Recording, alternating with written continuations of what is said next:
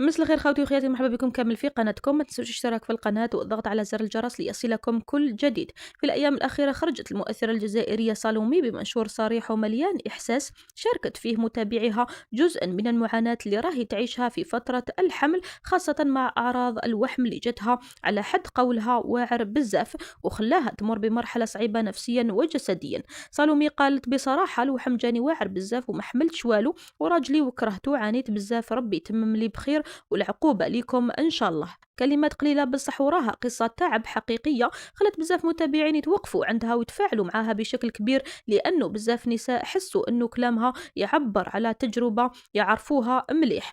المنشور تاعها انتشر بسرعة، خاصة وأنها ما حاولتش تلمع الصورة وتبين باللي كل شيء سهل، بالعكس حكات بصدق على الحالة النفسية اللي ممكن توصلها المرأة في هذه المرحلة. الوحم عند بعض النساء يكون خفيف بصح عند الأخريات يجي قاسي ويخليهم ما يقدروش يتحملوا حتى حاجة، لا أكل ولا روائح ولا حتى الناس اللي قدامهم. وهنا سالومي عبرت بوضوح على هذه الحالة كي قالت أنه حتى زوجها في بعض الحالات ما قدرش تتحمله بسبب التعب والضغط اللي كانت فيه. وبمجرد ما انتشر كلامها التعليقات بدأت تتهاطل عليها من كل جهة، باللي تعاطفوا معها واللي حاولوا يخفوا عليها بكلام بسيط. ووحدة كتبت وقالت ربي يتمم لك بخير يا سالومي، كامل جزنا من هذا المرحلة، لوحم كي يضرب. وأخرى قالت هذه غير الهرمونات، ما تخافيش كي تشوفي البيبي تنساي التعب تاعك كامل. وفي المقابل كاين حتى تعليقات فيها شوية دعابة، لأن بعض الناس يعرفوا باللي المرأة في فترة الحمل تتبدل حالتها بسرعة. ووحدة كتبت وقالت راجلك لازم يصبر شوية برك، اليوم تقول كرهته وغدوة تقول ما نقدرش نعيش بلا به. وتعليق آخر قال لوحم قادر يقلب الدار كامل ماشي غير الراجل.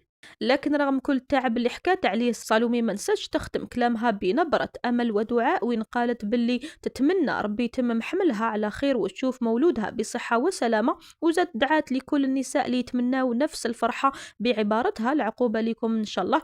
وهي كلمة بسيطة بصح معروفة بزاف في المجتمع الجزائري، والناس يتمناو الخير لبعضهم خاصة في مواضيع الزواج والحمل والأولاد.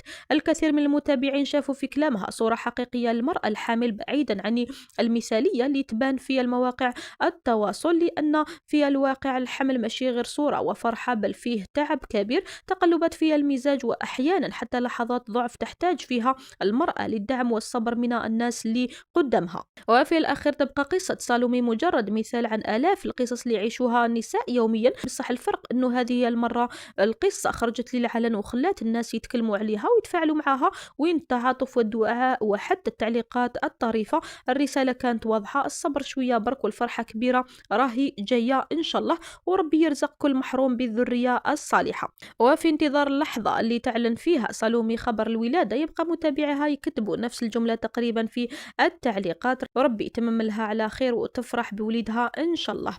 خلاص الفيديو تاعنا لنهار اليوم، ما تنسوش الاشتراك في القناة والضغط على زر الجرس ليصلكم كل جديد. نتلقوا في فيديوهات قادمة إن شاء الله. سلام.